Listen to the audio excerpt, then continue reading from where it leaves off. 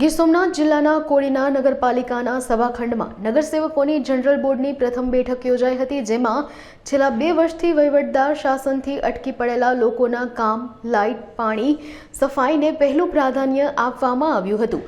તેમજ ઘણા સમયથી લોકોની મંજૂરી માટે આવેલ 280 ફાઇલોમાંથી 230 ફાઇલો બાંધકામની મંજૂરી કરી અરજદારોને બોલાવી મોં મીઠું કરાવી ફાઇલો સુપરત કરવામાં આવી હતી. આ ઉપરાંત જિલ્લા ભાજપ પ્રમુખ ડોક્ટર સંજય પરમારની લોકોના વિકાસની પહેલને કોડીના નગરપાલિકાએ આવકારી હતી.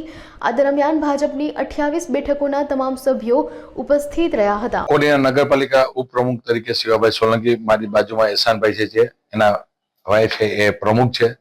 અમે આજે જે કોડીનાની પહેલી બેઠક છે કે 28 બેઠક જે ભાજપ પાર્ટી તરફથી જે ચૂંટાઈ છે એના આજ પહેલી જ મીટિંગ હતી. મીટિંગમાં જે બજેટ હતું, બજેટમાં મેં જે હતું કે લોકોને પાણી, લાઇટ અને રસ્તા અને રમત ગમતના જે વસ્તુ, જે ગાર્ડન માટે જે હતી એની પહેલા પ્રાયોરિટી આપી. એનું કામ જે જનરલ બોર્ડમાં મેં લઈ લીધું છે. અને આજે કે 2 વર્ષ ઉપર થી ફાઇલો જે બધાને અટવાયેલી હતી, જે 260 ફાઇલો હતી, એમાંથી આજે અમે 230 જે અમારા જિલ્લા ભાજપ પ્રમુખ જે ડોક્ટર સાહેબ છે, જે પરમાર સાહેબ, એના હસ્તક અને એના દેનથી કે એની અમને એક સલાહ આપી છે કે એક પેલી નગરપાલિકામાં જે ભાજપ પાર્ટીની જે એ માટે કે આપણે શરૂઆત કરીએ. એટલે જેટલી ફાઇલો હતી એ બધાને અમે ફાઇલો આપી અને 1-1 કિલો પેડા આપી લોકોના મીઠા મોઢા કર્યા કે જઈને વહેલા કામ કરે એવી પ્રાર્થના કરીએ છીએ અમે ભગવાન. નગરપાલિકાના પહેલા જ કામથી જે કે જરૂરિયાત છે કે કારણ કે નગરપાલિકા એવી વસ્તુ છે કે માણસનો જન્મ થાય એ પણ નોંધણી કરે, લગ્ન થાય એની પણ નોંધણી કરે, મરણ થાય એની પણ નોંધણી કરે. એટલે એક નગરપાલિકા એવી વસ્તુ છે કે એ માં છે, એટલે માં બધી વસ્તુની ધ્યાન રાખે.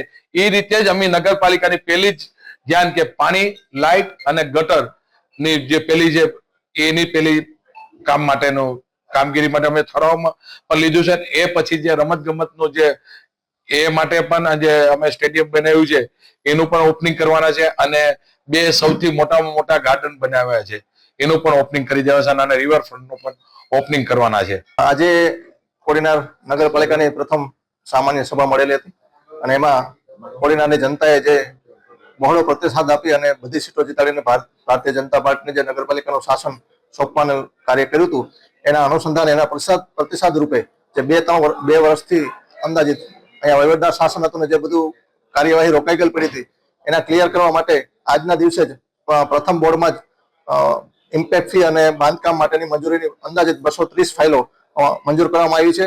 અને પ્રજાલક્ષી આ ખૂબ સારો નિર્ણય લેવામાં આવ્યો છે બધાની વચ્ચે. અને પ્રથમ વખત એવું કરવામાં આવ્યું છે કે પ્રજાને બોલાવી અને એમને પેંડાની સાથે એમની ફાઇલો હેન્ડઓવર કરવામાં આવી છે. અને જે કોઈ ફાઇલો બાકી રહેશે એ મારી એમની હારે વાત થઈ છે કે અમારા નગરપાલિકાના કાઉન્સિલરો એ ઘરે ઘરે જઈ અને એને પહોંચાડી દેશે અને કોઈ નગરપાલિકા આવવાની જરૂર નથી. ભ્રષ્ટાચાર મુક્ત ગુજરાત એમાં એક નવતર પહેલ શિવાભાઈ સોલંકીને ટીમે કરી છે, એમના માટે હું એમને બિરદાવું છું. ગોઠવાતું રહે છે અને એક આ ખૂબ જ સારો પ્રયાસ જે કોડીના નગરપાલિકા દ્વારા કરવામાં આવ્યો છે એનો ફરીને એ લોકોની શિવાભાઈ સોલંકી, એમની સમગ્ર નગરપાલિકાની ટીમ અને પ્રમુખશ્રીના પ્રતિનિધિ બધાને ખૂબ ખૂબ અભિનંદન આપું છું.